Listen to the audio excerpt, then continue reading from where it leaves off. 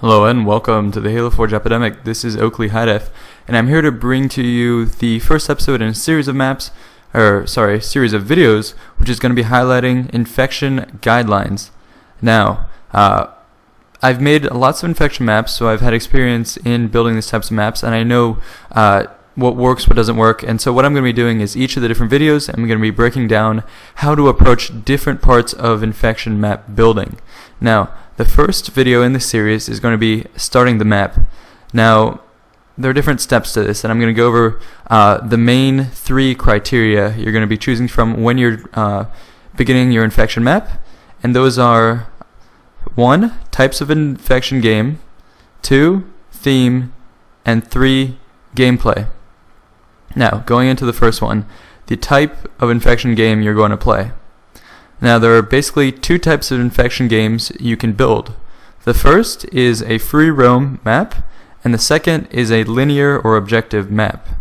Now, the way a free roam map works is it's basically a big open map where players can do whatever they want. There's multiple places to hold out, but there's nothing the humans have to go do. Essentially, they find where they want to hold out and they stay there. That's typically the kind of map I build in Infection. That's what I'm going to be focusing on for these tutorials. Now, the second type of map you can build is the linear or objective. And the way that works is humans are essentially funneled along a corridor, and zombies will have strategically placed spawns and teleporters to allow them to attack players. And the way that map plays, it's more like a campaign level or something. It's got a little more scripted feel to it. The engagements are more scripted. Players move along throughout the map with the hope of getting to the very end, which has a holdout area. They're spurred forward by the use of limited ammo, weapon caches further along the map, or just by timed events which allow them to progress. So once again, when you're starting your map, think of the type of infection game you're going for. First is free roam, second is linear. I'm going to be going over free roam for the most part. Now, going on to the second main criteria you're going to want to focus on, and that is theme. Infection is one of my favorite game types to build because it relies so heavily on theme. On most maps, you have to heavily invest in gameplay before you focus on theme, and often the more you invest in gameplay, the more money you're putting into building the map, and the less you can put into aesthetics.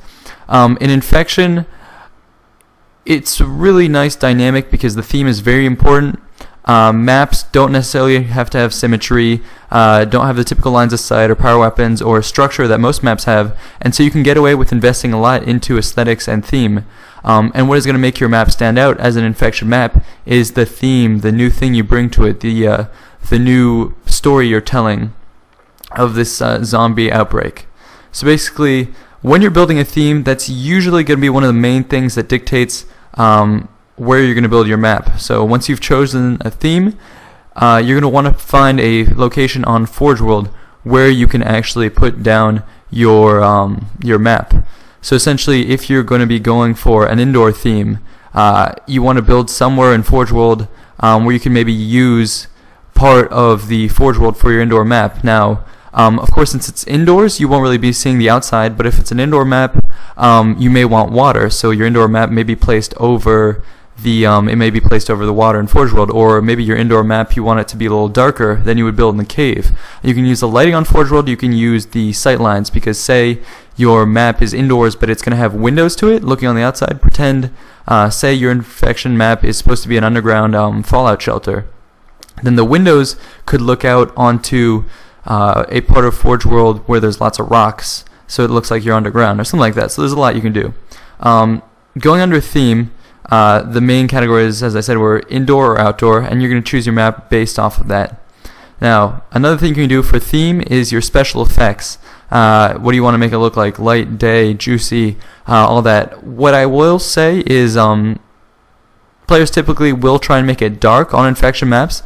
I would very much caution against this just because not all TVs can handle it, and it does get kind of annoying playing in those games. It's not always great. So what I would recommend doing is trying to pull off your map without the different special effects. Again, if you can pull it off, that's great. It can be nice for timed events. Say the humans are allowed to free roam and the zombies are caged up until a certain point. Then what you can do is spawn in that special effects. so that once the zombies are released, then that's when your special effect will kick in. So say humans can go gather weapons. Once 1 minute timer hits, special effects will spawn, making it dark, and that will signify the release of the zombies. So you can use that for your theme of the map. Now, moving on to the next general categories. So first was the type of infection game you're going for. Second was theme, and now third is gameplay. Now obviously gameplay is crucial, and when you build an infection map, your gameplay is kind of going to go hand in hand with theme. Gameplay is essentially defined by how do you want your encounters to play out, how do you want players to feel. And so the main topic for gameplay is the defining characteristic of your encounters. What I mean by that is the size of the map in general, how human strongholds are constructed, and how zombies can approach the humans. Now, I'm going to break that up. So in gameplay, you have size of the map. So what type of map do you want to build? Do you want it a large open area? And that usually will go with the theme of the map. If it's a large map, typically it would be an outdoor map, just because you can use Forge World to add to the size of your map. Now, if you're going to go for a medium map, you can build on the grass in Forge World, and you can build interiors of your map, because then you can focus your budget on actually building a structure. And if you go for a small infection map, then you can also use Forge World, but to make it small, you're going to have to hem it in somehow by putting walls or something like that. And there are different benefits for each size of the map. Each of them brings a different style to it, a different gameplay, a different feel, and a different amount of budget that you can give to aesthetics. Now, moving on for the defining characteristics of encounters. First, that I just said was size of a map. Now, second is going to be human strongholds. Obviously, in an infection map, you're going to have human strongholds. Now, you have to choose how your map is going to use those, and there are a variety of ways to make human strongholds. The first and most obvious one is a room. That'll constitute any type of room, a bunker or house, a sort of a tunnel you can go in, stuff like that. Anything with an entrance, maybe some windows, 2 entrances, something like that, which is identified as a room that you can go in and hold out in. Another type of human stronghold is an advantage that you give them in terms of height. Now, that is an advantage because maybe there's only a couple ways up for the zombies, and that'll help the humans out because the zombies are more focused in the way they can approach. They're more limited, as opposed to a room where the zombies have 2 or 3 entrances to get in.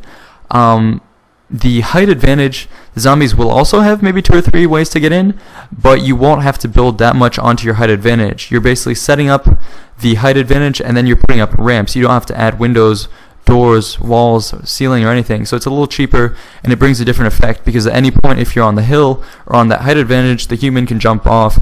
Zombies can potentially stack up on top of each other's heads and jump up, so it brings a different type of gameplay, different type of aesthetic, and it might work with your theme to have just a height advantage as opposed to a room. Now, another type of human stronghold is going to be a choke point.